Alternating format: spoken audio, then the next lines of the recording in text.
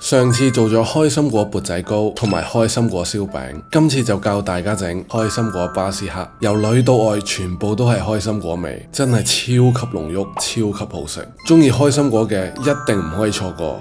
忌廉芝士提前攞出嚟軟化，好似咁樣就可以用啦。再加入白砂糖，攪拌至到順滑嘅狀態。準備3隻雞蛋，將雞蛋分幾次加入，記得每次都要攪拌均勻先好再加雞蛋入去。然後加入開心果醬，攪拌均勻之後，再加入淡忌廉，混合均勻。跟住記得一定要用李祥和嘅粟粉。加入粟粉之後，我哋繼續攪拌均勻。然之後我哋攞去過篩，記得一定要過篩最少1次，咁樣口感先會更加好。跟住我哋倒入模具裏邊，再震走啲大氣泡，再放入焗爐230度焗22分鐘。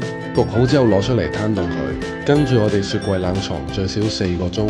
碗裏面加入淡忌廉、白砂糖、開心果醬、抹茶粉，然後我哋打發均勻。跟住將啲 cream 搽喺巴斯克個頂嗰度，再撒一啲開心果碎，就可以切件享用㗎啦。